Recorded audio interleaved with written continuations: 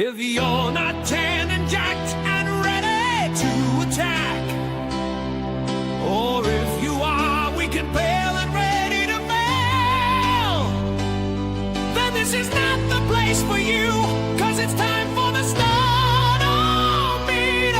with its gun.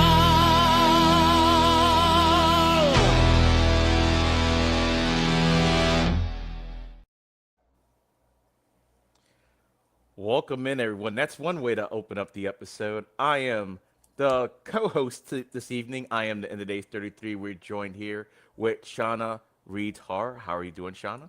I am good, packed, ready to go to the slams of summer, or if you want to call it like I do, hot WrestleMania, ready to have a ball this weekend. So be on the lookout for all of my content because I'll probably be putting way too much out there. Yes, it is better than Great Balls of Fire, the one time they did that PLE. And we're also joined by the Invisible Man, Alex Coquito. How are you doing today?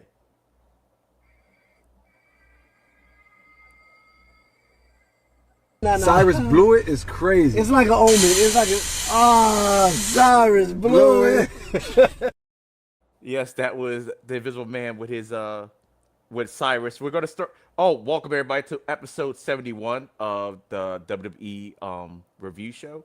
As always, we're a little light today because, as Shauna has alluded, it is right before SummerSlam, so everybody's gotta get their travels in. So yes, but breaking news: Kai Kavari is no longer with the WWE. He is, I believe, asked for his release for like personal reasons, and I can't. It's not for everybody and stuff. So I wish him nothing but the best. He wants to focus on his family and his faith. So hey, you can't knock that. You can't knock that. So what did you think about when you heard about it? I heard about it like late yesterday. I know y'all talked about it beforehand, but I didn't actually catch wind of it until after Evolve went off the air. Yeah, I mean, good for him. I think there's times in our lives where we're all like, hey, this is absolutely what I want to do. And you get there and you're like, actually, this is not what I want to do.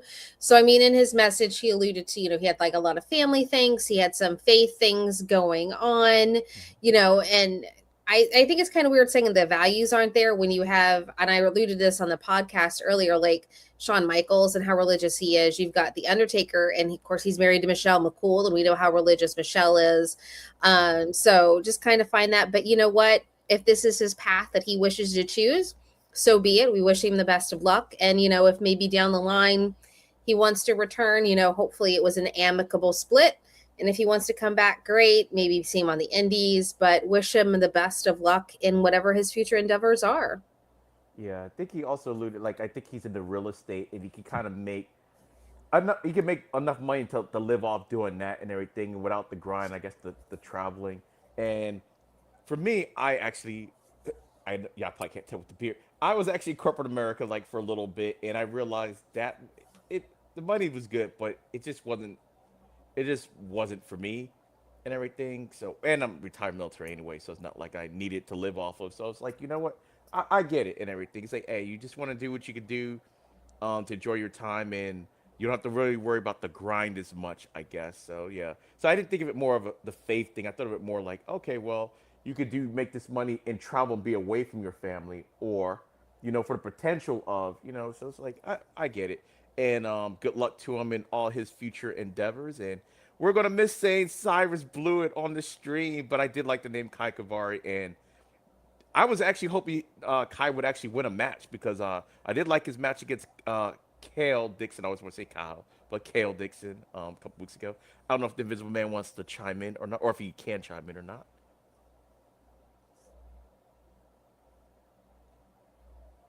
Okay. Probably won't. He'll probably join us later. He's here. Don't worry. He's here. He can hear everything we're saying. So I guess we'll just start off with this Evolve Effect 2.0 we got going on this evening. So we're going to start off the show. So we're going to start off the show, which was another cold open, but it was a little bit different. We had basically setting up the 8-woman tag match that's later on in the evening.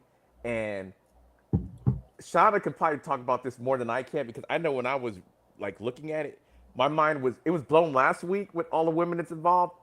I really lost my mind on the Evolve episode because I was like, wait a minute, who's being replaced? Who's replacing who? Like I couldn't even keep track because I didn't actually pay attention to the graphic. Which when I did pay attention to the graphic, it still didn't make sense to me because I'm like, why was she even on the graphic? Because she was the first person that got taken out. But anyway, basically Xena Sterling came. She's replacing Laney Luck in as the fourth member of, I guess, the good guys. We'll call them the good guys against Nikita and her faction. So Shauna, what did you think about this whole setup? So yeah, I was kind of shocked by it because we know that Lainey's hurt storyline, from Mm-hmm. everything that happened with PJ Vasa, but we didn't get any like in between. And this is where if they updated the Evolve website and they did things more on their social media, we would, be able to be privy to this. It was just kind of out of the blue. Hey, Lainey's injured. So I think this is where maybe we could have had something like, a news report that they always put out, when someone's injured and they're like, oh, they've been taken to medical because they've twisted their thumbnail. And, their fingers has to be in a sling for the next 6 weeks or whatever. Mm-hmm. So that kind of caught me off guard there because I was like, hey, how did Lainey get hurt? And for a second, I was like, oh my gosh, is she actually hurt for a hot second? So it went to her social media. But I think this also kind of shows that they probably shouldn't trust Xena. She was right there. She was there at the beginning of last week.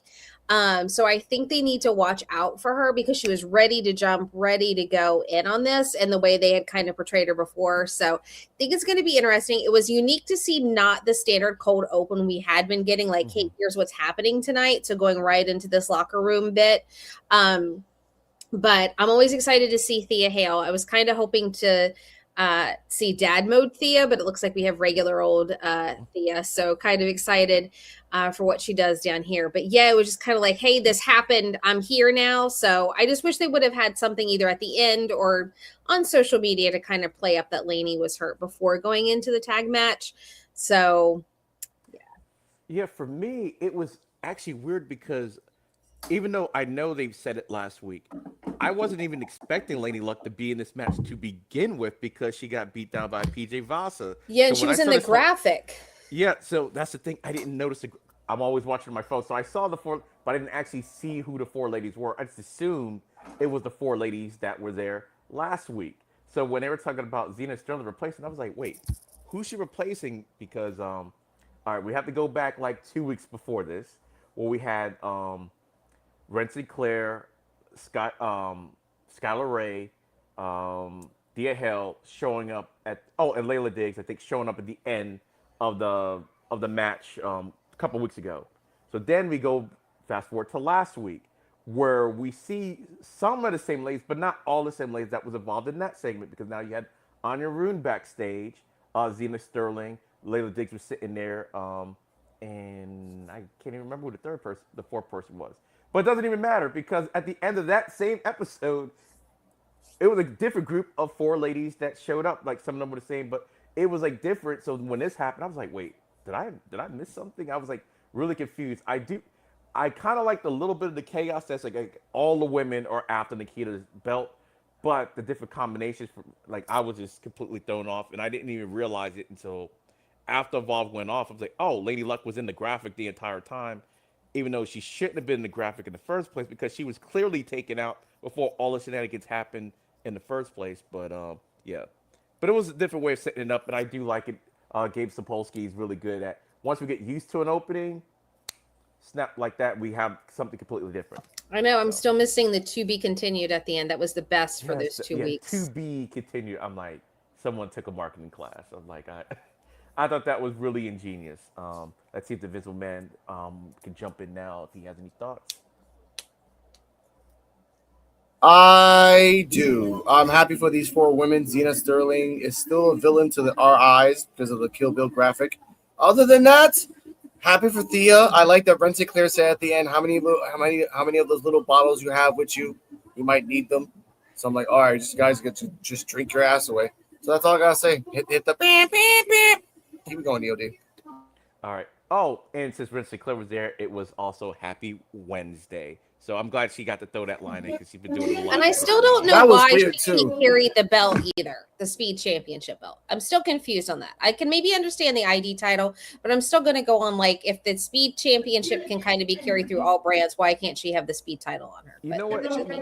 My whole theory on that got messed up because because I was thinking, oh, okay, maybe they can't take the ID title away until I actually saw the ID title at at the show I went to. So I'm like, okay, well, it's obviously that's not the problem. They can actually take the belt to other shows, no problem. So I really don't know what the deal is. The only thing I can really think of is the fact that since it's taped and they don't know what could possibly happen in between taping. So, okay, in case we have to make a change real quick with the belts, even though it still doesn't make sense because then you would assume you would need to make a change with the actual person too, which I have a theory about why this 8-woman match was the way it was.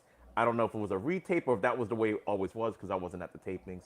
But I'm like, it does kind of make sense the fact that Layla Diggs wasn't in this at all, even though she was featured prominently kind of in the storyline. If she can't wrestle, was this always the plan or did they kind of just reshoot this? I don't know. And everything, conspiracy theories like going in my mind about that. No, to add on a little bit more, Renton Claire's title was shown on main event. Like you have the balls to show it on main event, but you can't show it on Evolve. It doesn't make any. It's main event. It's less than Evolve, for God's sakes. Like You know what it it could, has you know what it Tubi. actually could Main be? event ain't on Tubi. That might actually be why because it's on Tubi. Maybe something about how they do things. Maybe it's because it's on Tubi. Like, because I don't. You would think like under McMahon, everything was like controlled. Like McMahon, maybe there's something about Tubi where I don't know. Maybe they just can't for some reason. I have But then no it makes idea. no sense It with makes the no ID sense, though. title because they mention ID all the time. The ID 1.0, the ID talent. We're scouting for like ID is mentioned so much. Yeah. So in that theory, the title should be on Evolve. Yeah, I just meant more like the speed title, maybe. But the ID title, yeah, it doesn't make any sense. It's like I don't know why they do it that way. I don't think we've ever actually seen. Maybe one time I think we've seen the ID title. I think ever on the show, and I'm not even sure if we saw the actual title. Maybe we saw like a picture of the title, like on a graphic or something like that. Like I don't know, but it's really weird. I don't know, but I'm going to try to get an interview with Lainey next month at that Beyond Wrestling Showcase. So if I do, I'm going to if she'll interview with me, I'm going to try to find out why. It's my goal. It's one of my questions I have. Okay, we for do her. have another question, which goes to our very next segment.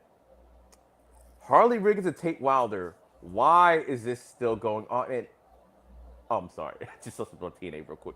But why is this story? Hopefully, this is the end of the story. Like, all right, we'll just take it away. Harley Riggins comes out, Tate Wilder comes out, and yeah, let's if this man wants to do a play-by-play of this match, we go straight into And here comes a quick play-by-play by Alex Coquito. Harley Riggins does a whisper in the wind. It actually connects. Tate Wilder did a sling blade backstabber combination that was sick. He goes for the moonsault, which I call the revolution. Does it once, it connects. He does it twice, it gets countered. Big Rig does which they call it the shotgun, which is like the GTS pop up to the knee. For the 1, 2, 3, and Harley Riggins sucks on his fingers, all three of them, and no comment. All right, Shauna, what did you think about this match? First off, still my entire, why are we doing this again? Why are we here? This should, if you're going to continue it on NXT. A new group of people that have maybe never watched Evolve, like put it there. Also, it makes no sense to me that before Tate Wilder gets the call up to NXT, he finally gets his win. He can ride out on a high, go to NXT, and now he's coming back because he wants this match and he loses. So now being able to have left on that high, you've brought him back and he's lost. So that kind of negates his win, I think, for his final match. I'm like, okay, can this one be the done? Are we over it? You know, when we heard commentary like bragging on Tate and all of that stuff. And Harley was on main event tonight, I think, as well with Harlem, if I remember seeing he was going to be there tonight. Okay. Yep. Yeah, they had a tag team. And I was just like, I was like, I first when it got announced next last week, I was like, why are we doing this again? So like when the match was going on, I still the whole time, why are we doing this again? And I think it did not like I don't think it did anything. It gave Harlem a win, great, awesome. Did nothing for Tate because Tate left on a high, came back, lost, so now he's at a low again. So if you're going to continue it, let it go to NXT, give it to a new audience, revise it there, but we don't need to see it again. We're just done. All right, Visible Man, your thoughts? They said in commentary this is 1 year in the making. This is their one and only match they've ever had on Evolve history, and Harley Riggins had the win because Tate already left. You left, and you left on a losing streak. You only won one match out of 1,000. You can't say I'm coming back. No. Harley Riggins has been doing the work, kicking ass. And he's even more perverted as before. He's way more perverted than Aaron, I might say. So just give him the win. Like if he's the ace, he is, dude. If he's one of the aces of Evolve, because there's another ace, I'll say his name later. Like you're gonna have to give him the dub. And for Tate, don't come back. Don't ever come back. We don't want you anymore. Like Robert Stone should put a ban on you. Like don't go back to Evolve, please. That's it. All right, for me, watching this match was kind of like I feel like how y'all feel like I do like Tate Wilder and y'all know I like Harley Riggins, but this feud has been done and dusted for a while now. Like to bring it back for like no reason, it just didn't make any sense. So while I'm watching the match, all I was thinking about was like, please let this be the last time we see this match. That's all I was thinking. I felt kind of bad about because the match wasn't bad, but it's like there's no stakes because we've seen this before. And then I was even more surprised at the outcome of it. I don't even know why I was surprised because Tate had his perfect ending. He finished the feud, even though he got beat up immediately right after it. So it didn't make Riggins look too soft in taking the loss. And Riggins beats Tate Wilder, so it's like, okay, now he's like living high and everything. And I'm guessing the only reason why they did it so he can have like, I don't know, since he's gonna be more involved a little bit more, just like a signature win to propel him until what we'll probably talk about a little bit later. But Tate Wilder, it actually does absolutely nothing for Tate Wilder, in my opinion. Whether he won or lost, it's like because he's not really there anyway. And they kept specifying 1 night only. Tate Wilder's back 1 night only. He's not going to be doing the Evolve two step is what I'm starting to call it because we got a lot of people in on both shows. So it's like I just don't know why they felt the need to do this one unless they just okay we want to put on a good match so the crowd can see that we can put on TV. That other than that, storyline wise, to me it made no sense at all to do it. And Tate Wilder, I think they're still trying to figure out what they're going to do with Tate Wilder on NXT because when he was on NXT, he was like completely different than he was on Evolve. He was like super cocky, like how he didn't want any help, and it looks like they're trying to retool that a little bit and everything, bring him down a little bit. Back to factory settings, I guess, back to being a babyface Tate Wilder again. But overall, I'm glad Riggins won. Baby H is what I like to call him because he looks like the game when he first became the game, Triple H with the jean jacket and stuff like that. That's what Riggins reminds me of. And yes, he might be the most perverted person on Evolve. Even more so than Aaron Work because I did catch the Tubi teaser with Blake Howard. I was gonna park big rigs somewhere. I'm like, No, EOD. I'll put my big rig into the Evolve Championship. I'm like, all right, no, please don't. I'm like, Riggins, he's on one, but I like him. He's Disney bully. That's my Disney bully. I'm gonna stick beside him. But anyway, let's see. The next thing I think we had the creep is what I like to call because I don't know. I don't want to call it anonymous Evolve person, but we have like a little creeper back there tuning in on PJ Vasa and Sloan Jacobs. They have a name for it on NXT, and I can't remember what they call the segments. Yeah, it's like it's got. That's why I was like, okay, I don't want to call it the same. But I can't remember what they call it on there. But it's that sly little. It's NXT Anonymous. Like that's what. Okay, that's where I was like, they just forgave it. Okay, yeah. So I don't want to call it like Evolve Anonymous. I think this creep deserves their own name, but the camera angle really looks kind of creepy though. I'm like, Anyway, so basically we have Stone Jacobs thanking PJ Vasa for assistance in taking out Lady Luck and blah blah blah. And if they win this tag match, then she'll be part of the crew. PJ Vasa looked at her like, "What? Crew? I didn't do this to be in no crew." I'm not paraphrasing, but that's basically what she meant on her face. She wants a title opportunity for helping her out because she says she did her a favor, so it's time. So she wants to collect it and everything. So Sloan was looking like, "Oh, like, this wasn't what she expected." What did you think about the segment, Shauna? Yeah, I thought it was funny because I thought Sloan was going to be like, "Oh, hey, I'm going to get another buddy for my bestie Nikita." And then she's like, "Oh, she doesn't want to be with my friend Nikita."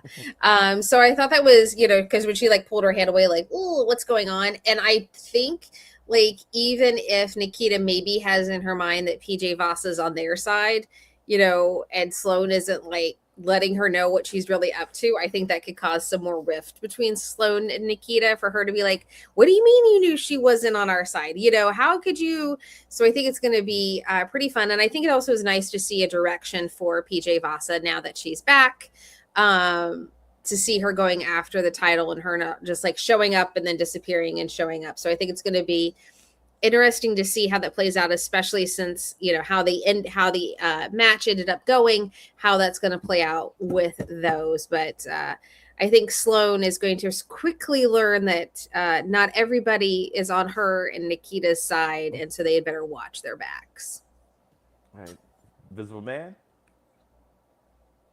Thoughts? I will say, Sloan Starscream Jacobs is really trying to make a crew that no one wants. Again, no one likes Nikita, so no one's gonna hang out with her except for like Gianna and Veronica and her. That's it. Sorry, Sloan, and it's gonna be Nikita versus PJ Vasa for the future. That's fine. I think they fought once, so this will be the second time. Good for me. Yeah, yeah. My whole thoughts on it is Sloan. I don't know what you think. I am glad though they did this step because we had a question like, why did PJ Vazzy even attack her in the first place? And I'm glad they kind of answered it. I just did it because I want to shut up the title and everything. I did you a favor, so now I want a title. I'm like, okay, nice and clean. You don't have to think too much of it because it did kind of come out of nowhere. Like, okay, you didn't even attack the champion. You attacked Lady Luck. Why? Oh, I just want to like do her a favor so I can get a title shot. You could have just attacked her, but I guess it's better to just get a title shot granted to you instead of like having to beat your way into one. So that made sense. And Sloan, yeah, she looked like she was about to get a crew, and yeah, So I like what they're doing with Sloan Jacobs. I really do. It was just so funny the way she like you said, she really thought she was gonna get a friend. Like, oh, we're building up someone I could talk to and everything. Because the way she said it was like almost like, oh, you play your cards right, and like PJ Vaza had any inclination of ever joining your championship group. So, and I think you're right. Like the fact that she's doing all this, Nikita's going to be looking at this kind of sideways at some point because like, okay, now you got another one of my ops. You already messed up my birthday celebration with everybody that was there wants my title. Now even the people on my team wants my title. So it's like I can't wait to see how this plays out. Um, but we also had another segment right after this, which actually wasn't even a segment. It was like weird and it was different. We had our unknown. It's like Shauna. I need to get some lottery numbers from Shauna because she's been on it and everything. So we got the unknown segment that she was asking for, but it was more like this kind of played out like the anonymous Raw GM a little bit to me because it wasn't just a promo. They were actually talking about stuff that was going on the show. We had Elijah Holyfield, how he can't live up to family name because he lost this match, so they kind of interjected that in with Jensen. I thought that was kind of cool. What else they had? The Lady Luck and the Kita Lions, and basically she's talking about how she's coming. So I guess we'll start off backwards this time. The Invisible Man. What did you think about the unknown and her clairvoyance, or I guess rehashing of storylines? I do like that she's kind of targeting. We said this on the Evolve Effect on Wrestle Super and Friendos on Apple, Spotify, and Spreaker. Anywhere you can hear your audio platforms. I do like the unknown is targeting Lainey and Elijah, making me feel that those two are going to be on a losing streak. And then she recruits them like, hey, you've been fearing everything else, all the luck. How about you just join the unknown and see what happens? And that could be like a weird, dark group. But I like that she kind of like predicts things. It's weird, but it's something new. And it's coming. She's coming soon. Hopefully, because I said this to Shauna, this is the last set of tapings. One next week is tapings number 2 of the second set. So I'm like, all right, come on, we're gonna see 4 new episodes, a whole new storyline. Let's see what happens. But for the unknown, she's scaring me, and she hasn't even moved a muscle other than standing there. Awesome. That's all I gotta say. Shauna? She reminds me of the Watcher in Marvel because she's just there. She knows, she sees what's going on. She's talking about, like, that's what she reminds me of. Like, because she's just like, in the way they're presenting her, reminds me very much of the Watcher, which I think is very interesting. So it's going to be unique to see, is she going to be a dark character? Is she going to be supernatural? Is she going to, like, where are we going? Because I think we all kind of assumed dark and spooky, but then after seeing some of the other segments, it's like, oh, is she just going to be supernatural? What's she, going to be? But I'm excited we got another segment. I'm just waiting for her to show up. I want her to just show up like she's just there. Like, no introduction, she's just there. Like, she just poof, she's in the ring, or poof, she's in the audience where she wasn't. I think will add to like her mystique and stuff. So I think it's going to be very interesting when we finally see her out there on Evolve. And I'm sure it's probably in these next round of tapings is when we'll finally get to see her in action. Yeah, hopefully you're right. Like, to me, till you mentioned it, I didn't even think about it, the Watcher vibe. So she got like some little cosmic stuff going on. I kind of like that. And I think what I really like about her presentation, this almost feels like an NXT type presentation. Like, just what they're putting behind it is like they got some graphic designers probably from Full Sail or something. Like, somebody's doing something with it. They're putting a really good effort into it. So I'm like, oh, this looks like a NXT borderline, even main roster, just not as polished, which we've never seen on Evolve before. And now they're weaving it into the storylines. I'm like, okay, like having Jensen and Holyfield, that was actually kind of brilliant, because I was like, wait, what's going on? Because I think I said last time when she had a thing, I was like, is she going after the entire roster, men and female? Because usually you don't see that when you have like your vignettes. It's like, okay, you're dealing with either one division or like a particular person in that division, not like the roster as a whole, like you said, with the Watcher vibes, like she sees all. So I'm like, I like that. Hopefully she is in the next set of tapings that I guess we're about to get to soon. So yeah, I haven't personally seen her wrestle. I've just heard about her and seen the aura. So I'm actually looking forward to seeing her, like, even appearing in person without even wrestling, just appearing on the show. I would take that. Yeah, it's one of those things I've been thinking about, like trying to go online and see some of her matches just to see what she was like, and then to see when she comes in, like if they tweak, if they twist, or how they change, or if they keep the same. So something that'll be kind of be interesting when she makes her appearance, to hear what everybody's saying, like how she is there compared to how she is here. Yeah, I think I'm the opposite. That's the reason why I haven't looked her up and everything, because it's like I've heard so much like kind of word of mouth already. I'm like, you know what? I kind of just want to see what it looks like and everything, instead of me, oh, let me look at your old stuff or whatever the case may be. So I'm like, I just want to come in like fresh, like, oh my God. Like, so that's how I'm approaching it. And I know I've said this twice already, but we had another segment right after this. And this one was actually really good. It was Sam Holloway cutting a promo, which I think is the most I've ever heard him speak at one time. I've heard him talk before, but he actually cut a promo on basically CJ Valor. So I guess we'll start again with Shauna. Because we know we got some CJ Valor fans in the program. Yes. So what did you think about this promo? We love CJ. I love him to death. He is the best. So I loved it. I thought it was really unique to finally hear from Sam, because I had said this earlier on the podcast. With the Mog Squad, they are working as a cohesive unit at the moment. They are together. They're in a cohesive unit. At some point, something's going to happen and they're going to disintegrate.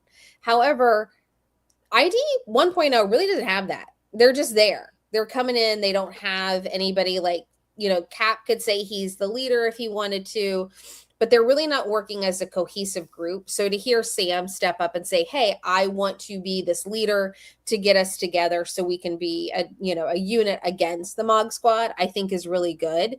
And I said earlier too, I think this match could go either way. One, the Mog Squad, because they are a cohesive unit, could come in and CJ could easily win to give them, elevate them up a little bit more. And then also on the other hand, you could have Sam saying, "Hey, if you would have let me lead and take hold instead of us just going out and doing our thing and coming up with a plan, we could have won."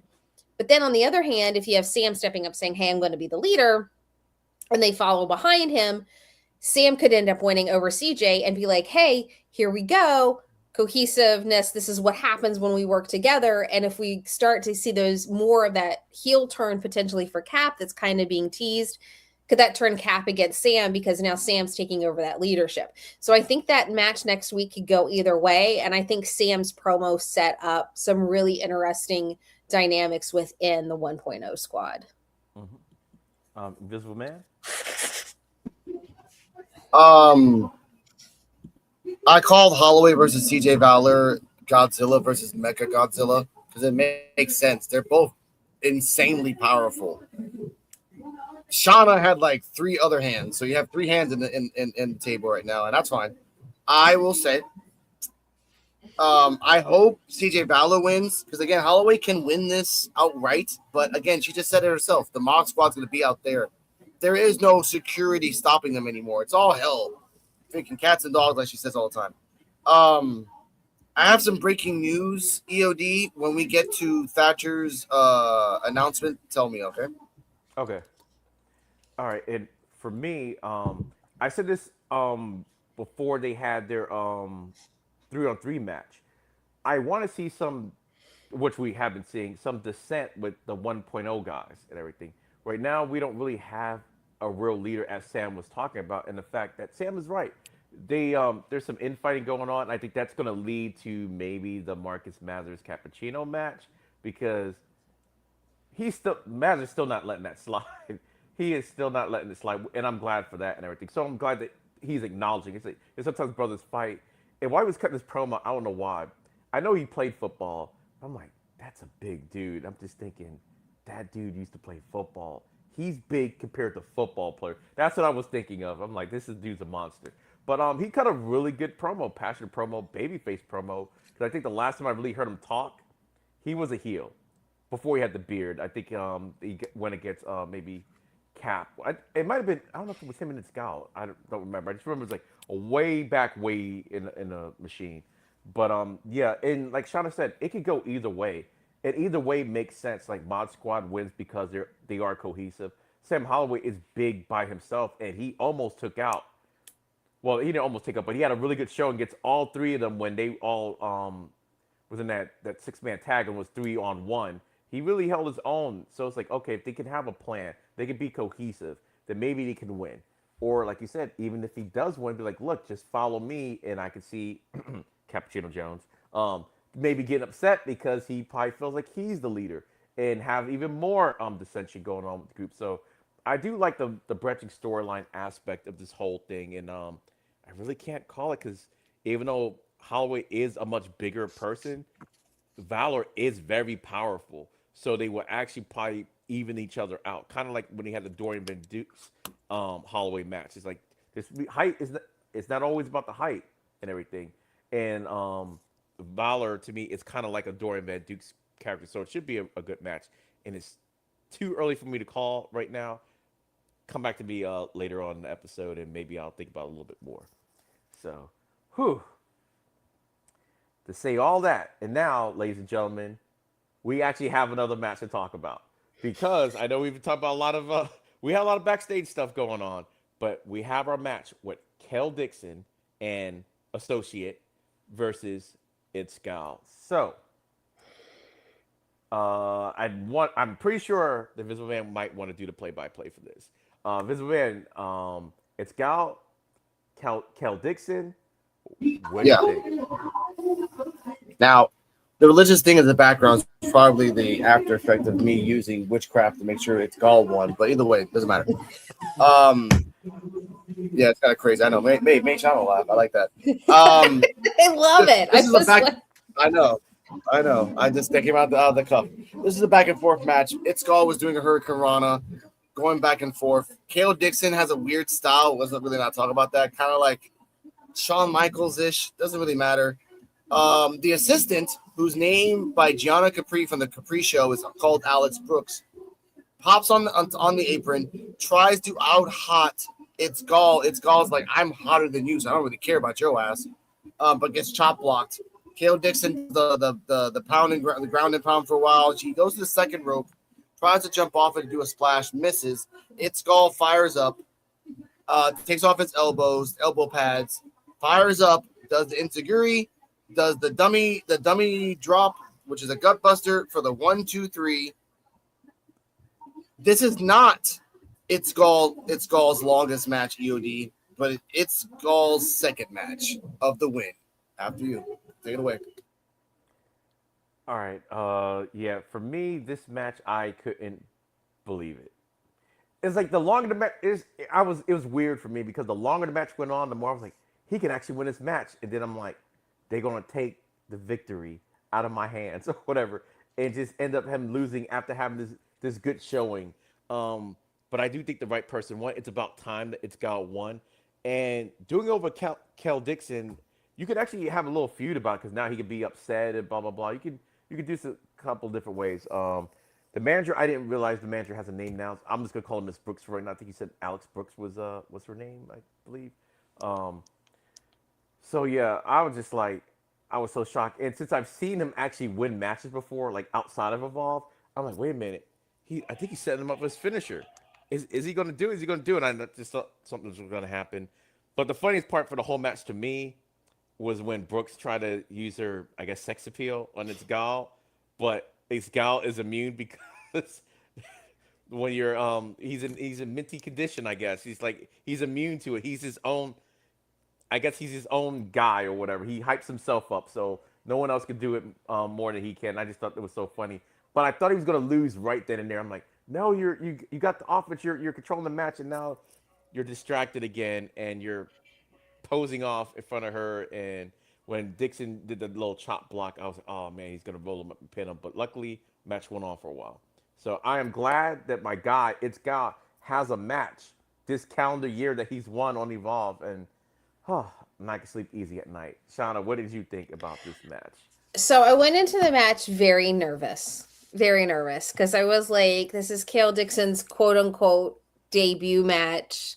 We know how debut matches go. They're who's going to win. And we, had seen Itzgal looking in the reflection pond, hopeful. And I was like, please may he win. Hopefully he will get his win, but we know how this is going to turn out. When the match started and he came out, and the crowd was chanting for him. They were chanting Itzgal, and they were cheering him the whole entire time. I was like, he's officially a baby face. We can say it now. He is officially a baby face. The crowd loves him. Everybody is behind him. And I was like, it would be so bittersweet if he won and he's not going to win. And then he won, and I cheered very loudly. And got very excited and very happy. I just loved his face when he has his hands on his head and he's just like, what? I did like some of the commentary that we heard when they're like, maybe if he's not posing and and concentrating, he can win. So I thought that was funny, but I think this is well-deserved for Itzgal. It's about time he got a win. I think, like I said, I think his babyface turn is sealed. The crowd's behind him. I think he's, the love. And my husband even said it, a lot of the people on Evolve are working on developing the characters. He's one that actually has a full, solid in-state character, 100%. So props to him for being, out there and rocking it 100%. And I think now that he's got this win, I mean, we can't go through another losing streak with him. So he's got to hopefully keep the momentum going. But this, to me, highlight of the night, 100%. And still super excited for him. And I think it's going to be interesting to see if they continue the storyline between him and Kale going forward, or what we see him come out next, because now he's got the motivation that he can win. So will he bring the Mint Condition Open Challenge back? Will he keep going? So I think it's going to be a blast with Itzgal now that he's officially a face and what he's going to do. Yeah, I have to agree with all that. And all right, it seems like when people do go up to NXT, we have like a little like specter. Like you got Vanity Project went up. Now we got the Mog Squad.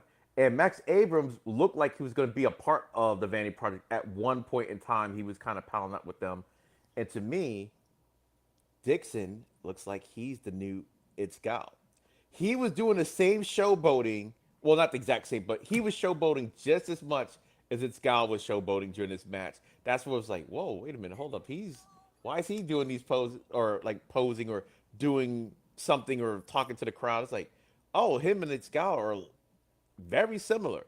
And hopefully I do kind of want a feud between the two of them, but I do want Itzgal to triumph it. And hopefully, even though I like Itzgal, hopefully we're not going to see Itzgal on Evolve for too much longer. Maybe hopefully before the end of the year he's not on Evolve anymore, because that means you've graduated to NXT, and that's what I hope for Itzgal.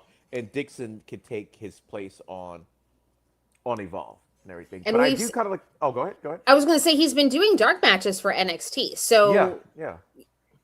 So that's always a good sign and everything. He's still doing the in-pista, but he's doing dark matches on NXT finally. For a little bit, I even saw him doing security. It was so weird because I'm so used to the glasses. So when he didn't have the glasses, looking like a normal person, I was like, wait a minute, is that Itzgal? I'm like, oh yeah, it's him in security. So yeah, I was super excited for him to win. I couldn't believe it. I think the Invisible Man saw my live stream and my face on it. I was just like almost holding my breath when I saw him get ready to go for his finisher. I'm like, oh, this could be it. This could be it. I'm like, 1, 2. I thought something was gonna happen, but he ended up winning, and finally and he looked so surprised, and the whole crowd was behind. And I like the fact that the crowd was really into it. Also, they really wanted him to win. That was like the best part. So yeah, so that made my night, because I really didn't think. I was like, look, they've teased me too many times with a win. I'm like, look, I can't believe it until I actually see it. At 2, it says 3 and the hands are raised. That's what I can believe. So now I can say Itzgal can win, and now hopefully he goes on a little winning streak. And I guess before we because we talked about Kavari earlier, because Dixon did face Kavari in like his like kind of first match kind of deal. So I want to wish again Kavari happy trails again, because I was rooting for you. I thought you had a good match. That was a good match with Kel Dixon and Kavari and everything. So if you ever come back to wrestling again, if you want, like, hey, we're rooting for you if you do. If not, hopefully everything works out for you. But all right, let's go to the next thing, and I can already guarantee it's gonna be a segment. Hold on, what was it? Oh, that's what it was. It was the promo. We got a Shido Ash and Victor promo, and that's what that was. So we'll just go ahead and we'll get Shauna's thoughts on that. It was just literally like, hey, hi, here we are. This is who we are, and we're like, we know who you are. Like, and I'll still say it till whenever. They should not have had they should still just be causing chaos now. So this was just basically them saying, hi, this is who we are. We're here. We're gonna go terrorize people. Yeah, we know that. Like, it wasn't anything great. It wasn't anything spectacular. We kind of had already gotten that promo with them before, so it just kind of felt like a rehash. It wasn't anything great or special. Maybe it could have been them instead, like, challenging someone to be like, hey, we're here, we won here, now we've got our sights set on here. It just was kind of just one of those, hi, here's who we are, here's how we're together, let's go. It wasn't anything, I thought, anything special. Can I jump Yeah, I was about to call it. in real quick on this before EOD? This was, thinking about it now, Gabe, you're kind of like being dumb in this. Nothing, there's no disrespect to you, sir. They got fired from security. Why are you giving them money for vignettes? Why? Why don't they just find hey, camera guy, come here for a second. Give me that fucking camera. Do it like that, guerrilla style. Why are you like, oh, we got vignettes. We used to hate. I don't give a shit if you guys hated each other. I don't care. You guys are hijacking things because you want to be noticed, to the point that Thatcher has to bring in people, mercenaries, to stop you. Why can't you do it like that? You guys have been fired from security, but yet the company's like, well, we'll give you a job. What? That's all I got to say about that. All right. For me, the way I thought this promo was, I thought this promo could have been fine. It felt this is what this promo felt like. Okay, if they would have did everything that Shauna said, raising hell, blah blah blah, then do this promo as in okay, now we're here, I think it could have worked because this is basically almost like a promo for people you haven't seen yet, that you haven't seen yet, and you'll say, oh, like we're arriving soon because I don't like to do that Vera Mahar thing that it's coming because that's coming. But the like we're gonna arrive soon on Evolve, blah blah blah. That's what this promo felt like, except that you've been here. You already had matches, so it's like it was like okay, learn about them, like you said. Okay, I didn't know they didn't like each other because I couldn't tell based on their interactions before. Like so, it's like all right, whatever. So I just think the promo. I think they should have did what Shauna was saying, raise hell, or even combine it with what Alex was saying, raise hell, blah blah blah. Oh, you want to cut a promo? Hey, pull a Grayson Waller, just grab the mic or grab the cameraman, cut your promo, blah blah blah. Then once all that's said and done, when they have no choice but to put you on the roster, then you could have done that particular promo like, oh, we're finally here. We did all this stuff to get here, blah blah blah. They ought to give us a chance. We just had to take it by force, this opportunity, something like that. So, yeah, the promo was all right and everything. It just, I don't know. I think they dropped the ball on it. Just the order of the promo itself was okay, but not in relation to the story and what we've seen from these guys before. If we didn't see them at all before, this promo would have been fine. It's like, okay, yeah, they're going to arrive on Evolve soon. That's what it felt like to me.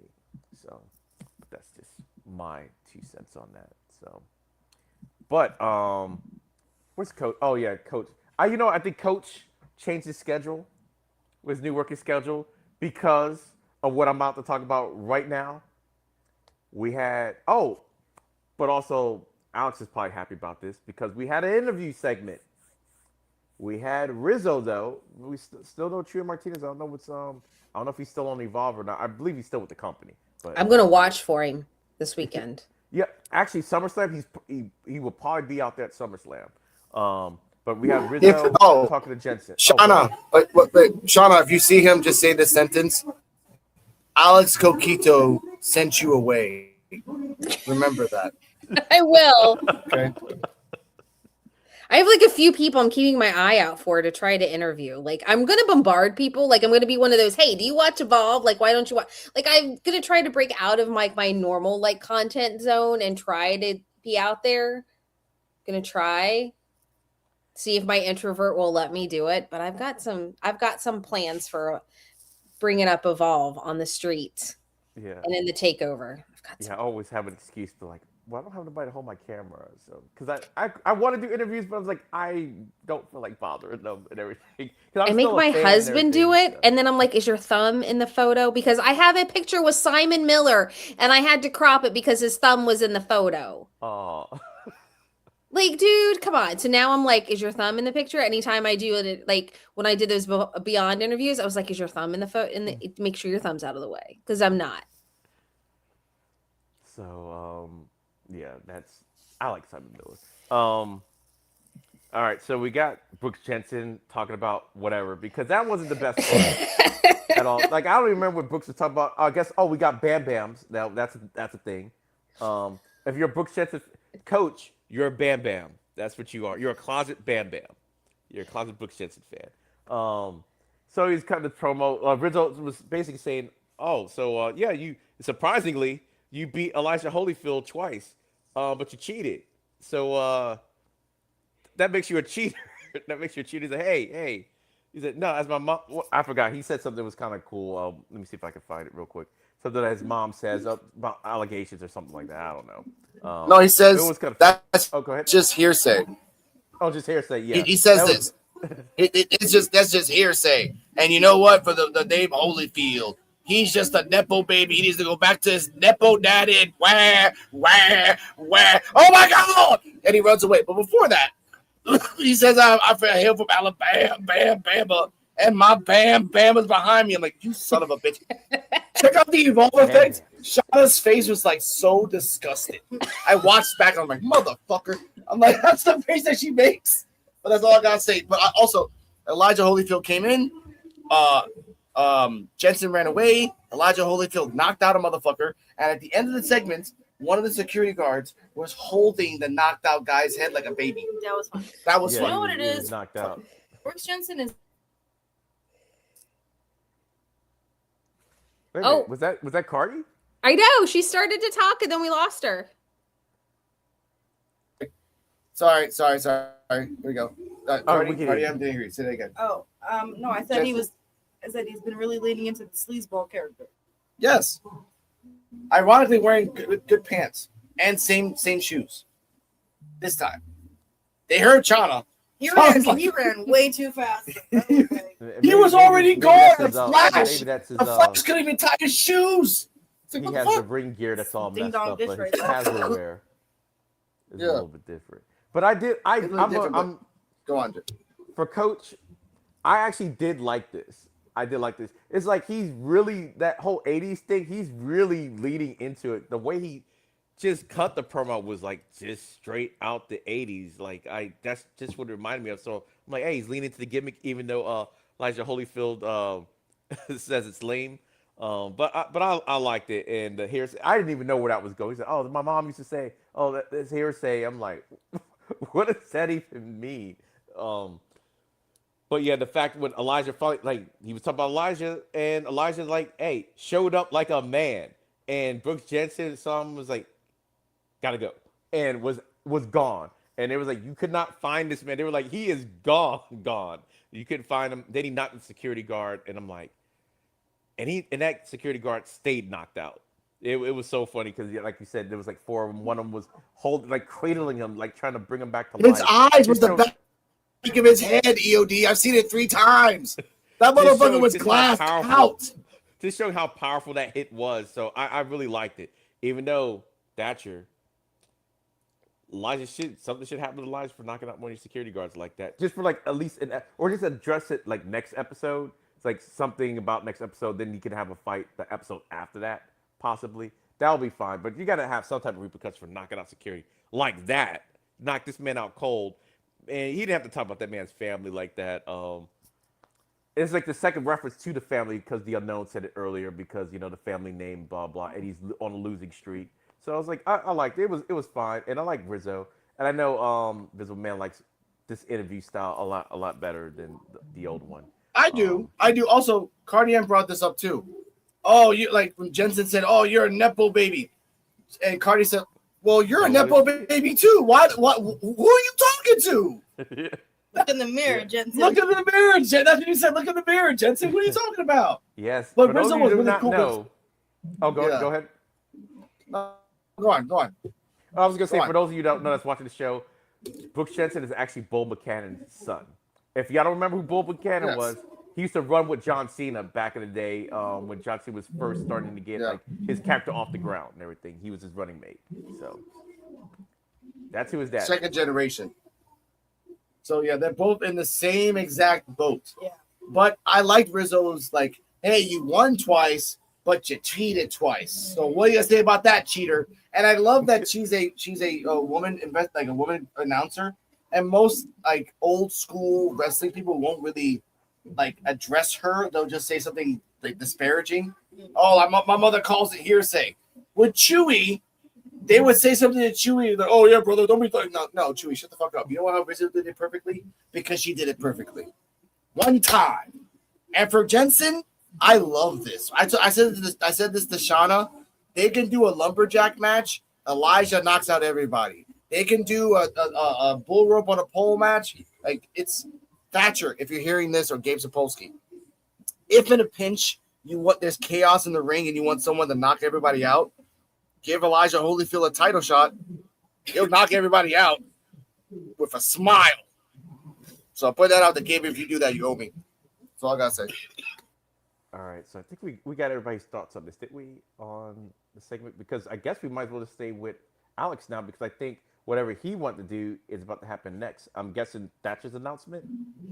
Yes. Now, Thatcher has announced the 4 people in the Fatal 4-Way for next week. which is Lewis, Rourke, Tristan, and Max Abrams. All credible, all deserving of the title. I just found out from False Finish in falsefinish.com on Twitter, and I have it right here. Let me see if I can find the picture of it. Give me a sec. There we go. False Finish has learned that Cutler James will be competing in an Evolve Championship #1 contenders match in the near future on WWE Evolve. So after this, there'll be another one, another #1 contendership match, probably in the second set of tapings. So Gabe Sapolsky, someone ratted you out. It'll be interesting to Wasn't know me. if it's going to be another fatal 4-way or if it's going to be a singles. No, he's just going to compete in a #1 contendership match. So we got to figure out, is it going to be like tournament style? Is it going to be battle royal style? We don't know.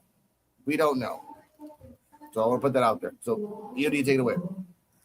Okay, so actually, we'll start with Sean what she thinks about this, and I'll go last. So I will say, knowing the segment we just had beforehand, and then Thatcher's like, I'm going to make an announcement. I was like, here's the bull rope match. Like, literally, that's what came out of my mouth.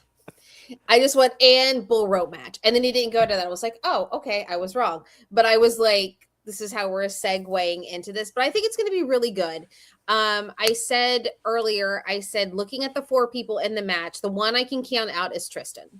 Because Tristan's got that thing going on NXT with Shiloh. I think pretty soon we're going to see Tristan 100% on NXT. So I was like, the only one of the 3 that I could not see winning is Tristan.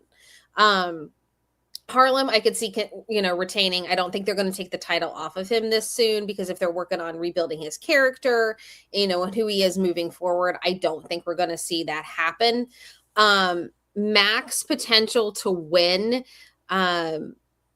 and Aaron as well. We, to see Aaron's final evolution, maybe we'll see heel Aaron. We'll see the evil gay character come out a little bit.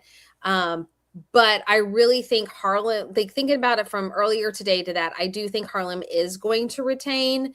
But it could really get, the only one that I think is not is Tristan, like 100%. That's the only one I can say is not winning, but more likely 75%, 80% Harlem's retaining, and split that 25% between Aaron and Max and take Tristan out of the equation. If anything, Tristan eats the pin. Okay. For me, I don't know why. I was a little bit surprised even hearing the match was going to take place next week. We knew it was going to happen. I just assumed, okay, since they have the 2 sets of tapings, that we're going to build the storyline all the way to the very end of the taping. And this would happen either the second to last of those tapings or the very last taping. We'll get this fatal 4-way. But I guess they have other plans in mind. So I'm not mad at it. And I'm actually looking forward to the fatal 4-way. I don't know why this particular storyline kind of warrants all these guys in one spot together. And I've always said, they usually, for the men, they usually don't have the championship multi-man matches for a while. Like for they used to do it, and then for a good while they didn't. So it's like, it's fine. I know they had the 3-way match, but like I always say, Harlem Lewis was in that match, so it didn't count. Because at that point, he was trying to get that championship match for months at that point. So to make a triple threat, we knew how that was going to play out and everything for those purposes. But I do agree with you. I don't think Harlem's going to lose the belt. If he was to lose the belt to anyone in there, I can see Max Abrams sneaking a win out. But you're right. I don't see Tristan Angels doing it. And for some reason, for Aaron Rourke, I just think they got something else planned for him and everything. It just feels like, because right now, the way he was the champion, he kind of doesn't even need the belt and everything. He kind of established how he was a good champion, blah, blah. I think the only thing they would probably do now is do the evil character. See if he could do that here. So introduce that on Evolve. Kind of the way they did, I know it's going to sound weird, how they did Braun Breaker. Before Braun Breaker was called up, they made sure Braun Breaker could do each thing. He could be a face, heel, and do comedy. Because the what was it, the Wolf Dogs, that was some good stuff and everything with him and Baron Corbin. And I always thought he was he just looks like a heel. He doesn't look like a baby face, but that's the role they put him in. He's fine at that. Did the heel. So I think they're going to do that with Aaron Rourke before they goes up to NXT. It's like, okay, let's see this heel character. kind of like we're getting with. I think Cappuccino's been talking about too. I think he's even called himself Dark Roast now. I think I saw that on social media. I think either today or yesterday. So I was like, wait, Yeah, he's been what? like dark roast brewing or like dark Yeah. like something like that. I've seen it a lot in his posts. Like he'll have like dark roast Son Yeah. of a bitch. brewing and stuff like that. He'll have that a lot. Yeah, I was like, wait, Dark You better Roast? give I us think that he acknowledgement, Cappuccino Jones. We made that for you, bro. Are we I doing think he that? actually Oh, my addressed God, bro. Gabe in one of the posts that I saw talking about Dark Roast. I was like, oh, okay. I like that. But yeah, I do think that's what's gonna happen. I do think Harlem is gonna retain, especially now. If I didn't know what you were talking about the Cutler James situation, now it makes me even further think that Harlem is gonna retain it. And because I don't think Evolve is just gonna give him a one and done title shot. I don't think that's gonna happen with Evolve. Just the way how it's filmed and everything like that. They could, but I don't think they're gonna do it. I think they're kind of more like AEW first year, where you get the championship, you're gonna have the championship for a little bit or whatever. We're not gonna have too many changes in this stuff or like multiple time champions and stuff like that. So I think Harlem's gonna win because of that. And I will give a shout out to Thatcher.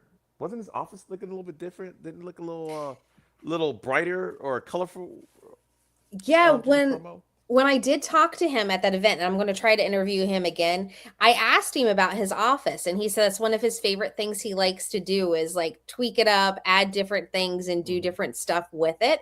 So that is something he does like to do, is have fun with his office. Okay, yeah, because I saw like, wait, I was like, hey, his office. He did a little stone redecoration. It's like, I'm like, I liked it. I liked it a lot. So I believe that's it. I believe the only thing that's left to say is it's time for the main event. We have the ladies. Go wait. EOD. Yeah. 1 second. Me and Cardi M had to do a time reference. It was exactly the moment when Aaron Rourke won the belt and Max Abrams accidentally dropped it on the floor. Mm-hmm. That, ladies and gentlemen, we're doing this for copyright reasons, just in case someone said we didn't make this shit. That's the moment where we start calling him Dark Roast Jones. I'm going to put that out there. If you think about it, right there when we said there are two people looking at that belt. Yeah. It was Yeah, I Max remember that. Abrams and it was Cappuccino Jones. And at the week after that, he was acting a little shady, and that's where we called him Dark Roast Yeah, I was Jones. trying to That's figure it why I out said because Dark it was Roast, like yeah, it was months ago. All right. Yeah, 'cause I knew it was around that time, but yeah, Tag us. yeah, they would say that for like a long time about Dark Roast, Yeah. Roast Jones. I wanted to make sure. there's a time reference. All right, EOD, take it away. All right, so now we got our main event and everything that's been brewing for this entire episode. Y'all see what I did there? But anyway, we what was the team? Nikita Lyons, PJ Vasa, Capri, and Stone Jacobs versus Skylar Ray, Ren Sinclair, Thea Hell, and did I say Zena Sterling? What I'm thinking about? Did I say Zena Sterling? Zena, Thea, Ren, and Skylar. It's the blonde thing that's throwing me off. I know. That's what it shows. I'm like, wait, did I say the other one yet? So okay, so that's that was our main event. And Stone Jacobs doing her best Paul Heyman impersonation, because this is a thing now. She really does talk Nikita into the ring, which is fine. I don't know who came up with that, but I'm here for it. All right, let's see. Alex, you going to take us through the play-by-play?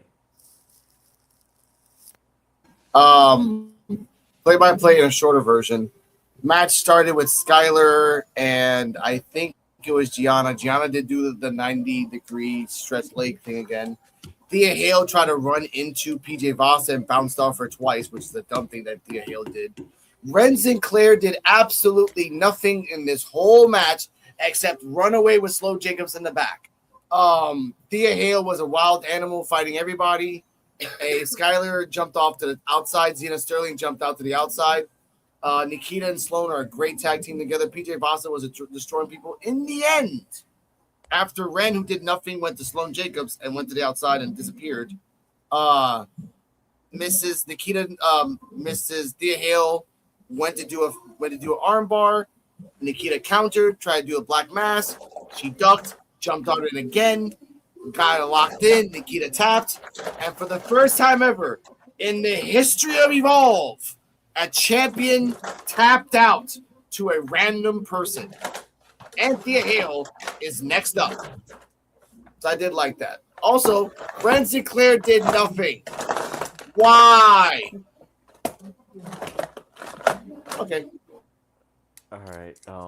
Well, since you're here, we'll get to you. What did you think of the match? Okay.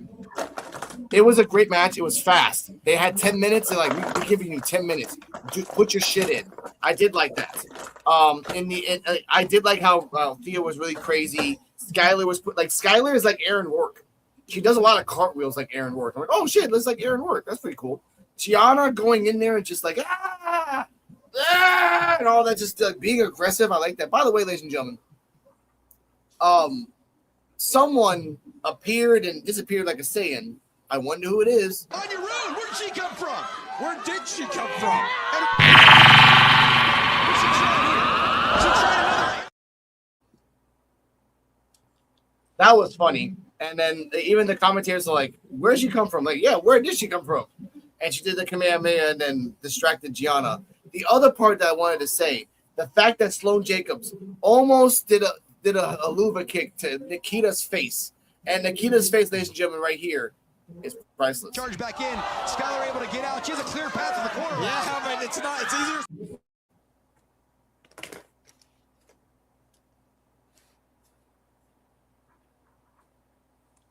All right. Yeah, that was wild. I'll go because I see Shauna. I'll get. Yeah, go on. I do my Yeah, I was writing a note. Yeah, for me, this match was really, for me, hard to keep track of. It was super fast. I did like when Thea Hale did jump on the PJ Vaza, like me jumping into the Incredible Hulk or whatever. Just bounced right off. No effect. Like PJ didn't even move. She just bounced off of her, and I just thought it was so funny. I'm like, the fact that Thea is like a former, as they mentioned it, former North American champion. She just decided to jump on somebody from Evolve to no effect whatsoever. She just bounced. I just thought it was super funny. And you're right. Until you start talking about, like, yeah, Ren didn't really do a whole lot in this match. I did like when Anya Rune comes out. I just like Anya Rune. I like the whole character, the gimmick. At some point, I don't care if they make it into a dream sequence or whatever. She's got to get one of those moves off. I want to see the whole special effects to it. I want to see all of it. Just one time Evolve. Get to me one time, and then maybe she wakes up. It's like, oh, it didn't really happen, but I need to see that. I was surprised, though, at the ending of the match, though. Not so much that she tapped, like the way she tapped. She tapped like her life depending on it out of that Kimura. And I did like the fact that, because based on Evolve rules, you beat the champion, you get a shot at the champion. She's like, that doesn't count because really it doesn't count. It's like it counts, but it doesn't count at the same time. She didn't lose her championship over it. So she's like, no, it doesn't count. But because she did pin, well, she didn't just pin her, she made her tap out. That means she's going to be the next one to get a shot at the title. So it's like, okay, yeah, you did that, blah, blah, blah. But Sloane almost giving her a Halua kick in the corner. Looked like she just offended Nikita Lyons. Her face, she was so offended at the whole idea of it. She was like, I just loved the reaction to it. She oversold it. I loved it. I still don't know about this run though, with her title, because it doesn't feel like she's really having a title run. It just feels like they're just throwing a lot of stuff at her, because we haven't really settled on. Looks like we're about to settle on a Thea Hale thing. They did mention Wendy Chu again. They did say, "Where's Wendy?" So Wendy's gonna come back at some point. This is the second week. They don't. Especially if you're not going to be there like that anymore. They're not going to mention you. Maybe once, but not twice like that. It's like, oh, where's Wendy? Like, oh, she could have been the person that could have filled in, but no one knows where she's at. They mentioned no one's seen her since she's lost that match. So it's like, okay.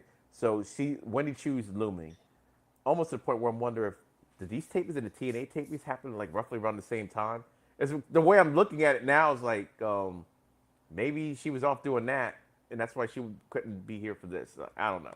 But anyway, overall, I thought it was a good match. Not the best 8-woman match that they've had on Evolve, but it told the story. It got pieces moving. We got Anya Rune continue her feud with Capri without even touching each other, which is pretty cool. Kind of reminds me of almost like CM Punk and Drew McIntyre to a lesser degree. Don't say I'm comparing them to Drew McIntyre and CM Punk. I'm just saying the fact they're carrying their storyline without actually really attacking each other. I do like that. Ren, I don't know why Ren Sinclair was there. Like, to be honest, I don't know. Even though I like Ren, but I don't know. That's why I have a theory. I don't know this to be fact, but it's like, was this film the same time all the other tapes were filmed, or was there an audible call because maybe Layla Diggs was supposed to originally be in this match? That I don't know. To me, it's like, Thank you for bringing that up. It's kind of a weird coincidence that, no, think about it this way. Layla Diggs says 2 weeks ago, I'm coming after you, Nikita. 2 weeks later, we don't see her. In NXT, she's supposed to be in the group with Natalia. Nope. They're just calling each other the Dungeon Dolls, 3 Blondes. I feel that Gabe had, like you said, had to pull an audible, like, look, she's hurt. We don't know how long she's going to be hurt. So we're just going to take her off the board for now until later, which is fine. Yeah. I respect that. That means she's an asset to come back stronger when she comes back. That's all I wanted to say. Thank you for bringing that up, Yogi. Yeah, and that's the reason why when we had the segment with her last week while she was sitting back there, because I'm thinking, okay, this might have been that, whatever they filmed it. I don't know, this is me speculating, was after she got hurt. So, okay, we'll take this thing off of her. We'll just have her, like, just chilling and everything so we can kind of continue the storyline so it can kind of make some type of sense or whatever. We introduced Xena, because Xena Sterling kind of came out of nowhere in that segment, and now we got, so it's like, okay, we can do some things to kind of fix some things and everything. So I did like that, because to me, like, her calling out she wants a title shot, but she hasn't been involved in any of the wrestling at all, or even the jumping segments at all, like, leads me to believe that some of this stuff get refilmed, maybe. Kind of like what they did with Chantel Monroe for a while when she got hurt, how they kind of had to edit her out of one of the scenes so we wouldn't have to, like, worry about her and everything, which hopefully she'll be coming back soon. But Shauna, I know I was rambling for a little bit, but Shauna, what did you think about this 8-woman tag match? I really liked it. I think we got a lot of setup there. Was continuing with the Gianna Anya thing. I love Gianna's face. She's like, I got to do this thing. Why am I dealing with this thing? Like, I need to focus here. What is happening? Like, what? Why is this happening to me? What is going on? So, just her facial expressions through the whole thing was amazing. And I hope they get in the ring soon. Something. We got to get, like, this storyline's going on. I just want to see them in the ring at some point, somehow there. The whole Nikita almost getting kicked by Sloan was great. I also really was hopeful to see Dad Thea, because if you follow Thea online, she's got her crazy character. Of course, we see her in the ring on NXT, but then online she has her dad character, which is always like drinking beer, collecting koozies, doing all this stuff. And I love that. And last week when she showed up and chugged the beer and then ran out, I was like, we're getting Dad Thea. And we didn't. So I was kind of sad by that. So I was kind of hoping to see her. I've said it a gazillion times. Don't want to see Nikita lose the title.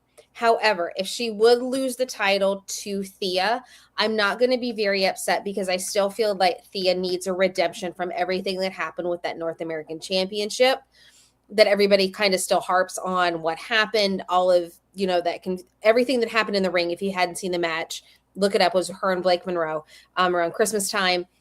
So to me, I feel like if Thea gets it, I'm not going to be so upset that Nikita lost it, because I think Thea needs a title. That's why I thought she was going to win the Speed belt to kind of redeem herself with that.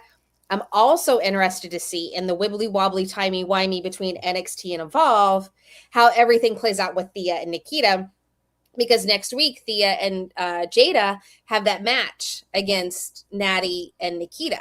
So it's going to be really interesting to see how all of that plays out. So I think this match set up a lot of storylines moving forward. We still see PJ Vasa. I think we're going to see Wendy Chu pop up somehow, somewhere. She's going to come back and just be like, I'm here. I want my rematch. It's on. So, but I think this match did a great job on setting up a lot of storylines moving forward.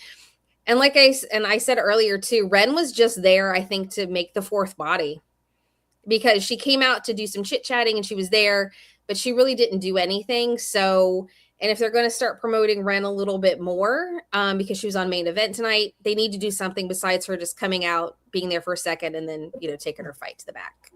Yeah, and I know Ren, she's got her match against Zarya next week on NXT for the Speed Championship. So if Zarya wins, she gets a Speed Championship. But if Ren wins, she gets a shot at Zarya's North American Championship. So that's going on. I doubt they're going to put Zarya on Evolve and everything just to interfere with that. No, I just have this gut feeling they're going to try to have Zarya do what Sol did and have the Oh, dual championship to kind of be like, she did it, I did it, yeah, to that's, continue that story, like where she wants to say, I can do everything you did, but I can do it better. So yeah, I gut feeling, I don't know. yeah. And they did say this is going to be Sol's year. And right now she is kind of everywhere right now. Oh, what was I gonna say? Oh, Stone Chips. They did mention this too, which I have to go back and really watch 2.0, like early 2.0, because they said Sloan came in with Thea Hell, and I remember Thea Hell when 2.0 started, because the whole I can't even believe they got me with this craziness about what college she's gonna choose. I'm thinking she's legit choosing a college while she's doing something, and then she chose Chase U. I was like, y'all got me so good because I really thought she was choosing a real school.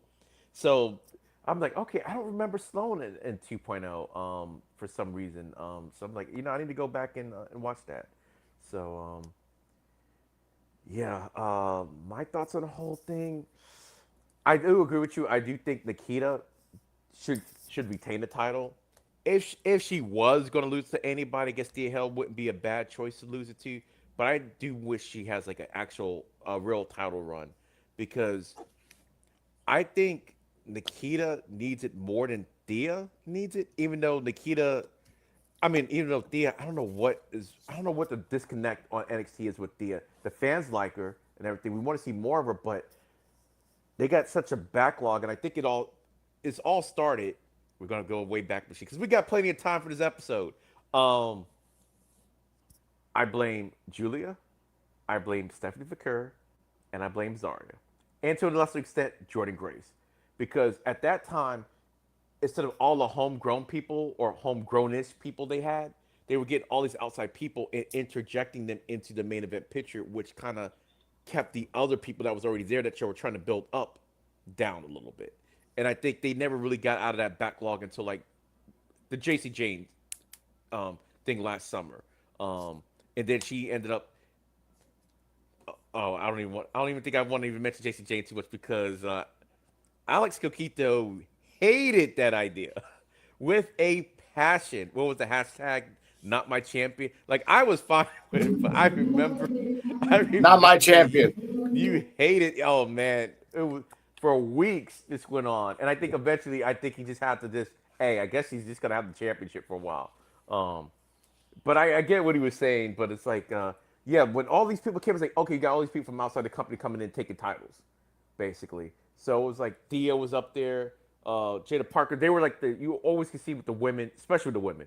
There's always the top tier, then you have the next ones up. So when they leave, then you fill in the vacuum, and that kind of didn't happen. Even like right now, Jada Parker still, even to a lesser extent, even Kalani. I would have thought Kalani, even though she's in that main event picture now, but she hasn't even had a title yet. So. And Kalani was one of the 4 NXT women that were in the Rumble this year. Yeah, and she's the first ever North American champion ever. So it's like, yeah, Kalani. In fact, the only reason why I don't think of it too bad for that is because you don't necessarily need to beat a NXT Women's Champion to have a really great main roster career. That's the only reason why I don't harp on it too much, because I really think Kalani shouldn't even be there right now. But I get it. You have to have stars and everything. I think that's the reason why Jada Parker was there, because Jada Parker, say what y'all want, she is super popular on NXT, and with all the ladies leaving, you still want people to watch the show and everything. So sometimes, almost kind of like a Bailey effect. Everybody went up, Bailey had to stay and everything. Okay, I think I'm getting a little bit too far away from Evolve now. But anyway. It happens. So we heard the rumors about Cutler James and everything, and Shauna is going to do everything in her power to muster up Saquon and its Scout. I know, right? Now that they're there, I still want to. It was Alex's idea, and going to manifest it and run with it. Like I'm going to think it'd be a great pairing because Saquon, as we saw going a little into NXT, he was still looking for friends. You know, Romeo was like, let's go again. And Noam was like, no, let's back off. But he's still looking for friends to take down Dark State. So we'll see. But I am going to also be manifesting and looking for Evolve people this weekend to get the website updated. Yes. And get some ideas. It can't possibly be that hard. It can't be. No, and my big thing with it is if you look at the last date, which was June 11th of 2025, the second post under that is talking about Jackson Drake winning. Mm-hmm. You know, so it's like we've had 2 new men's champions since then. I think we've had 2 I didn't go too far back. And if you're watching, my big thing is if you're starting to watch NXT or you are watching NXT and you're seeing all of these Evolve talent come up and they're talking about Evolve and they're on both and people go to look at Evolve to see, hey, what's this about? Who are these superstars on here that I'm seeing on NXT? And there's no updates. You're not going to get people interested in the other program to tune in to watch, to be like, hey, what's happening? What's going on? They say this person's pulling double duty. What's happening on the show? There's nothing there. And it's like, if you want to promote all of this Evolved talent on NXT and really be like, this is the future of NXT, then you have to make the product that people go to look it up, you know, as what it is. Like most of the graphics I'm getting from Instagram, from the superstars themselves, I know. X, you know, when they do posts, but then they really don't, you see the updates with Blake, but that's about it. And it's like, you can't, if you want to have this developmental program that's the future of NXT and these new superstars, you have to put time into the product that they're working on to get the people interested in at the start. If you want them to be interested in these superstars, you have to, if they go to look them up and about the programming, there has to be something there that's going to keep, because the people are just not going to tune in and watch. Oh, it hasn't been updated, so it must not be on anymore or something. That's just my rant. Yeah, because we're content creators, so we're always looking for this stuff. But like, just as a fan, because I remember when Evolve first started, I want to learn something about some of these people, and it was already like, okay, WWE had a website on their page. You click on it, it just takes you to Tubi, and I'm like, I could have done that myself. It gives me no information, just that, hey, it's on such and such a night, but no roster, so you couldn't even look up anybody. Because I've been doing this with them almost since the beginning, and it took a while for me to remember the names and everything. Now I'm good at it and everything because now they're not coming at me so hard. So I was about to pull a Riggins. Let me change what I was about to say. It was really quick and everything, so I couldn't remember like everybody's name. It's like, okay, I'm gonna remember your name next week. I know who you are, I know what you look like and everything, but I can't remember your name. So it was kind of like that. Now I'm a little bit better with because I'm used to most of the people on it. But for like somebody coming in, like my sister, as a thing, she texted me during my watch along for NXT. I said, oh yeah, well I also do Evolve. So she's like, oh, cool. It's like, I haven't heard of that one yet. I'm like, oh, yeah, it comes on Tubi. So I sent her the link for Tubi. So hopefully she watches this week. And I know she's going to have a lot of questions about, like, oh, who's this, who's that? Because she watches wrestling a little bit. Not as much as I watch it, but we used to watch it with our grandma when we were younger. So it's like, okay, how you introduce somebody to the product? You want to at least, I don't know their name? Because you might remember their face. So you could go down the page. Like, oh, okay, this is this person's name, blah, blah, blah. But if you don't even have a roster page at the very least, I mean, at least give us a roster. I mean, I know they got to do the same thing with AAA because they turned their whole website into just a merchandise website now. So I'm the same way with AAA. I'm like, oh, who's this person? Who's this person? And I'm like, I can't find a roster really for everybody. So, yes, y'all got to get on the ball with the updating. Just, even if y'all don't update the website, at least update the roster. Just put the roster up just so we can know who each person is. And then tell them hey, check out content creators like the Evolve review show on Thursdays on YouTube, or the Evolve Effect. Like I said, we have they give this stuff. We have our photo op on Saturday with HBK. And I told my husband, I was like, we get like 5 seconds. So you got to think what you want to say, you know, because the photos are so quick. Yeah. Because I asked him, I was like, did you want to do a photo? Did you want to do an autograph? And because we're flying, he's doing a photo. He doesn't want to bring the winged eagle to have him sign it because he's like, that's just too heavy. And in the suitcase, totally get it. And I'm like, okay, we'll do a photo. I was like, so you got like 5-6 seconds. I need you to think about what you want to say because you got 5 seconds with the man. And he's like, I'm going to be too starstruck. I was like, good. I'm going to ask him to have somebody update the Evolve website. I was like, you gave up your shot. Yeah, we definitely need that, and a lot of people start to get into, especially when you talk about Evolve, what like you said, the crossover. It's like, okay, we want to, okay, well they're on both, so let's watch both of them, and that's what I was saying again with those championships. Maybe it's something with Tubi in and of itself, because I'm like, WWE, the one thing WWE is going to do is promote. So it's like, for Evolve, like, unless you're watching Tubi, you don't know anything about it, really. You The can't even website's get Evolve bare. merchandise. Yeah, there's no merchandise. Vanity Project didn't get their merch until they got to NXT, which was kind of criminal. I guess Peter Vaza must be selling her stuff herself. I'm guessing because she stayed with the new merch, and I'm like, man, where's she? Yeah, we got It's Golf. My husband got his It's Golf shirt from It's Golf, Yeah, from selling It's it. Golf. Yes. Yeah. Yeah, and I don't even You understand, bought some? not having the Evolve logo as a t-shirt. I looked it up and it was all the Evolution shirts, and I was like, I got those when I went. I don't need those. Mhm. I need the Evolve shirt. And I'm like, you mean to tell me you're not going to put just $24.99 and slap it on a t-shirt and sell it? Yeah, Like, just come one on. logo T-shirt. That's enough, and everything to start off. And I get with the ID guys, maybe you don't want, because like you said, he's still in the independent thing, so he's got his own merch and everything. But yeah, I got to do something.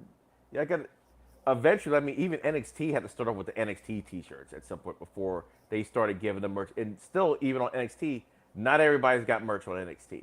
So, but I'm like, yeah, let's wear an Evolve shirt for goodness sakes. Like, so we want to come out there to a taping or whatever the case may be, or even a show. If we're wearing an Evolve shirt, then somebody might be like, oh, what's that and everything. Then you can start discussing, because as you go up on the main roster, I learned this by going to that that thing they had last year for Memorial Day, where they had was NXT. It was main event, Battleground, and they had Monday Night Raw, and then they canceled NXT because I guess they were embarrassed with the ticket sales, because I bought the 4-day package that got turned to 3. I'm there, and a lot of people was only at Battleground because it was cheaper to get the 3 tickets instead of getting a 1-day ticket to one of the other events. So a lot of them didn't watch NXT. So I was like, oh, I'm there, and I'm like, they're asking me questions about it. I'm like, oh yeah, it's really, really good. And then you get there, you see the crowd. NXT crowd is different. Just like Evolve crowd would be different than a main roster crowd, because the further you go up, the more people watch it, so more casual people watch it. So the hardcore are watching at the lower level, so you just see the difference in the crowd. And I just wish they just promote it more so people can talk about it more. Just be like, what's that? That gets a conversation started. Or, oh, who's this guy? Like Shawn Yeah. Legacy. I didn't know Shawn Legacy until Evolve. That's my guy. Shawn Legacy is my guy. Or what? It's Gall. I was like, I don't even know how to say his name correctly. I'm like, it's Gall? I'm like, wait, how do you say that? I thought it was It's Gal at first. I was like, it's Gal. What the heck is that? It's just that, I mean, I like complete sentences and everything, so I'm like, what's a gal? And everything. It's Gal. Wait, that's his name? That's how you say it? It's Gal? Like the Crow? And so, like, stuff like that I had to really, I'm like, oh, then he grew on, then eventually he grew on me just by watching him week in and week out. And we can't say it's because he was winning matches. It wasn't that, just his personality. He got his gimmick over. Keanu Carver, they know Keanu. Well, I kind of vaguely knew Keanu Carver from Level Up. I was like, oh, it's the guy that wears the loincloth. That's what it looked like to me. The leopard skin shorts is what I used to. So I kind of Oh was like, God. yeah, you remember, you remember. I try not So to, but I remember. so Yeah. I was like, oh yeah, I know. I'm like, no, I know he's not brand new. So it's like, that's all. Just help us help you promote your own product. That's all. Yeah. And NXT step it up and everything else. But EOD, final thoughts and rating. I mean, sorry, final thoughts and telling your socials. We're out of All here. right, my final thoughts for the show is I'm gonna call it a solid B. It wasn't as good as like the last couple weeks. It was entertaining. I don't want to say it was bad. Don't get it wrong. It was good, but it was just, to me, this felt like a standard Evolve episode with like a little bit more bells and whistles. We had a little bit more segments on there, but I think that's just the new normal now with the multiple segments. Before we used to get maybe one backstage segment or whatever. Now we're getting multiple and stuff like that. So I do like that.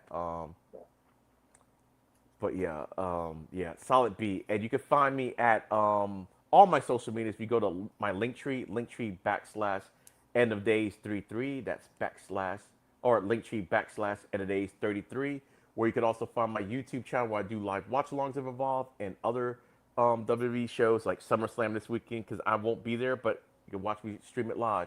EOD 33 Wrestling Hub. So that's where you can find me at for my live streams.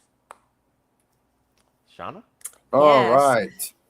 Yeah, so I think it was a B as well. It wasn't anything great. It wasn't anything, horrible. We had a lot of storyline building, the segments introducing a lot of new things that are coming up and happening. And I think it was a good way to have the last show of this taping and the new one to kind of be like, here's what's coming, the tapings for the people that think it's weekly, but us that know it's that they're taped, set up really well. I'm excited to see what happens moving forward, especially with some of the stuff that happened in the tag. So yeah, looking forward to next week, seeing those matches that we get that were set up. Is going to be really fun and interesting. But you can find me on mainly TikTok and Instagram. I'm slowly working on getting stuff onto my YouTube channel under Shauna Reed's Horror for wrestling content, horror book recommendations. And if you're looking for I'm going to put a plug here for my friend Lucas. If you are looking for a great horror themed wrestling book, check out Pandemonium by Lucas Magnum and Ryan Harding.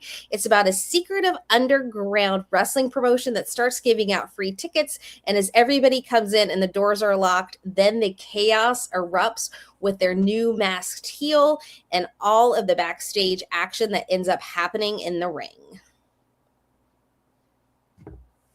All right, and Alex? Yes. It's a great book. Awesome. I love that book so freaking much. It is so good. It's called Pandemonium. It literally is Pandemonium. I cannot say much. No, it's great. If you love indie wrestling and you love horror, it's like the perfect blend. Yes. Now, my final rating, after I'd give it an A on the Evolve effect for reasons, but this is gonna be a B. First match, good match, bad timing for storytelling, because I guess Gabe Sapolsky wants to finish the story in his head. Okay, sure. Second match, A across the board. Third match, it was okay. Rensselaer doing nothing is a minus for a match. And I understand why. I didn't want to say it before, but I'll say it now. There's no one left, guys. If you really think about it, at the moment of tapings, Darcy's gone. Chantal is not really able until a month later, and there's no one else. So you had to bring someone in. Rensselaer, all right, bye, whatever. B for me, and also you can find me on Rican Reactions, RICAN. REACTIONS. I just found out that the video interview I did with the woman that knows the guy who got unalived at the beach is now been picked up by CBS and Bing. I was like, oh shit, that's kind of badass. Shout out to that. And you can find me on PUWF Wrestling on YouTube. We talk about NXT Evolve. Saturday, we're going to talk about what Grayson Waller really said. How deep is the implications? Because it goes deeper than just what he says. He's telling the truth, and he kind of exposed his own brand that he's in. So let's talk about that on Saturday. Stay healthy, stay happy. Shout out to Terrell and CJ Wolfie for real love. Their links are down below. Hear these thoughts on YouTube. Here's his YouTube will be down below. Coach FCHW, you son of a bitch for not being here for 2 weeks during Jensen promos. You lucky. I'll see you next week, hopefully. Damn. Yep. I got a bun for him next week.